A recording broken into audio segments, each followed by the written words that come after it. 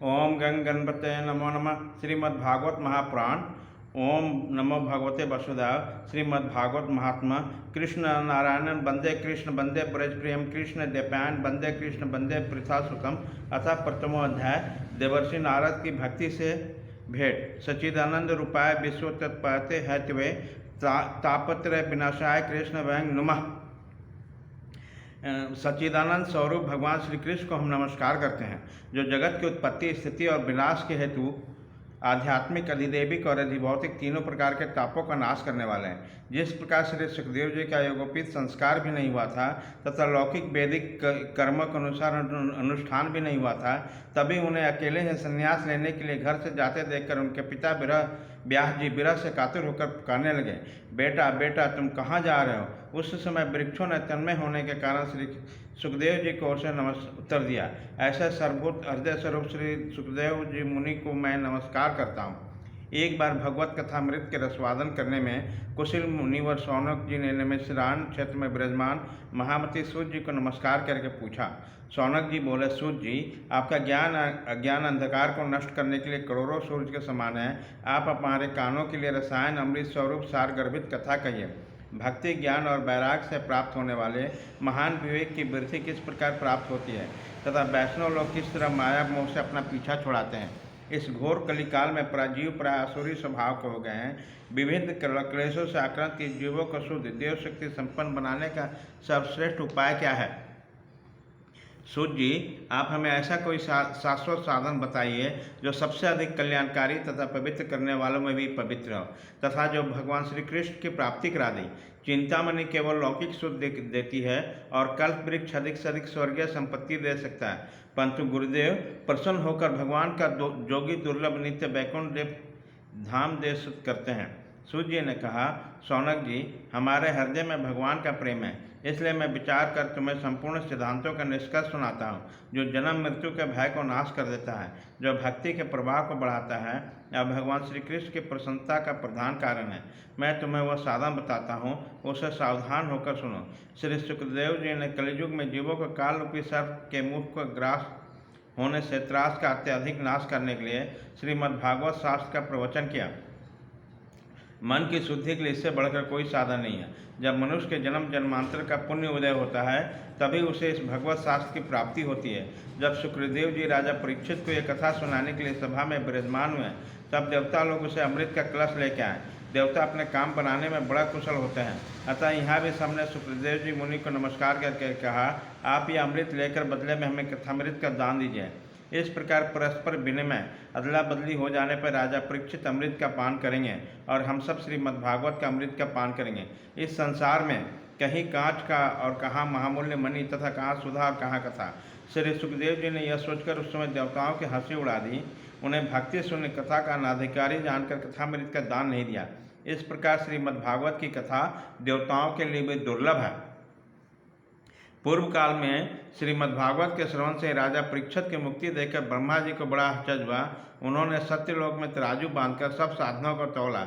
अन्य सभी साधन तौल में हल्के पड़ गए। अपने महत्व के कारण भागवत ही सबसे भारी रहा।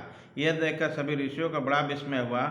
उन्होंने कलियुग में इस भगवत शास्त्र को पढ़ने सुनने से तत्काल मोक्ष देने वाला निश्चय किया। सप्ताह विधि से श्रवण करने पर यह निश्चय भक्ति प्रदान करता है। पूर्व काल में इसे दयापरायण सनकादिक देवर्षि नारद को सुनाया था। यद्यपि देवर्षि ने पहले ब्रह्मा जी के मुख से इसे श्रवण कर लिया था, तथापि सप्ताह श्रवण की विधि तो उन्हें सनकादिक नहीं बताए थे। शौनक जी ने पूछा, सरकारी प्रपंच से मुक्त पूर्ण एवं विचारशील नारद जी का सनकादिक के साथ संयोग कहाँ हुआ और विधि विधान के श्रवण में उसकी प्रीति कैसे हुई। सूर्य जी ने कहा, अब मैं तुम्हें यह भक्तिपूर्वक कथनाक सुनाता हूँ जो श्री सुखदेव जी ने मुझे अपने अनंत शिष्य जानकर एकांत में सुनाया था। एक दिन विशालपुरी में चारों निर्मल ऋषि सत्संग के लिए आए। वहाँ उन्होंने नारद जी को देखा। सनकादिक ने पूछा, ब्राह्मण, आपका मुख उदास क्यों है? आप चिंतातुर क्यों हैं? इतनी जल्दी जल्दी आप कहाँ जा रहे हैं और आपका आगमन कहाँ से हो रहा? उस समय तो आप उस पुरुष के समान व्याकुल जान पड़ते थे जिसका सारा धन लुट गया हो। आप जैसा शक्ति रहित पुरुषों के लिए उचित नहीं है, इसका कारण बताइए। नारद जी ने कहा, मैं सर्वोत्तम लोक समझकर पृथ्वी पर आया था। यहाँ पुष्कर, प्रयाग, काशी, गोदावरी, नासिक, हरिद्वार, कुरुक्षेत्र, श्रीरंग और सेतुबंध आदि कई तीर्थों में इधर उधर विचरता रहा। किंतु मुझे कहीं भी मन को संतोष देने वाली शांति नहीं मिली। इस समय अधर्म के सहायक कलयुग ने सारी पृथ्वी को पीड़ित कर रखा है। अब यहाँ सत्य, तप, शौच, बाहर भीतर की पवित्रता, दया, दान आदि कुछ भी नहीं है। बेचारे जीव केवल अपने पेट पालने में लगे हुए हैं। वे असत्यभाषी, आलसी, मंदबुद्धि, भाग्यहीन, उपद्रवग्रस्त हो गए हैं। जो साधु संत कहे जाते हैं वो पूरे पाखंडी हो गए हैं। जो देखने में तो विरक्त हैं किंतु स्त्री, धन आदि सभी को प्रग्रह किया है। घर में स्त्रियों का राज है। साले सलाहकार बने हुए हैं। लोभ में लोग कन्या विक्रय करते हैं और स्त्री पुरुष में कलह मचा रहता है। महात्माओं के आश्रम, तीर्थ और नदियों पर एवं विधर्मियों का अधिकार हो गया है। उन्होंने दुष्टों ने बहुत से देवालयों को भी नष्ट कर दिया। इस समय यहाँ न तो कोई जोगी है, न सिद्ध है, न ज्ञानी है, न सत्कर्म करने वाला है। सारे साधन इस समय कलयुग दावानल से जलकर भस्म हो गए। इस कलयुग में सभी देशवासी बाजार में अन्न बेचने लगे हैं। ब्राह्मण लोग पैसा लेकर वेद पढ़ाते हैं और स्त्रियां वेश्यावृत्ति से निर्वाह करने लगी है। इसी समय कलयुग के दोष देखना। पृथ्वी पर विचरता हुआ मैं जमुना जी के तट पर पहुंचा, जहां भगवान श्री कृष्ण की अनेक लीलाओं हो चुकी है। मुनिवर सुनिए, वहां मैंने एक बड़ा आश्चर्य देखा। वहां पे एक युवती स्त्री खिन्न मन से बैठी थी। उसके पास दो वृद्ध पुरुष अचेत अवस्था में पड़े जोर जोर से सांस ले रहे थे। वो तरुणी उसकी सेवा करती थी, कभी उन्हें चेत कराने के प्रयत्न करती, कभी उसके आगे रोने लगती। वो अपने शरीर के रक्षक परमात्मा को दसों दिशा में देख रही थी। उसकी चारों ओर सैकड़ों स्त्रियां उसे पंखा जल रही थी और बार बार समझाती थी। दूर से यह सब चरित्र देखकर मैं कौतूहल बस उसके पास चला गया। मुझे देखकर युवती खड़ी हो गई और बड़ी व्याकुल होकर कहने लगी।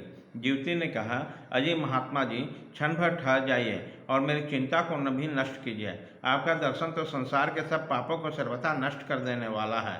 आपके वचनों से मेरे दुख की भी बहुत शांति हो जाएगी। मनुष्य का जब बड़ा भाग्य होता है तभी आपके दर्शन होते हैं।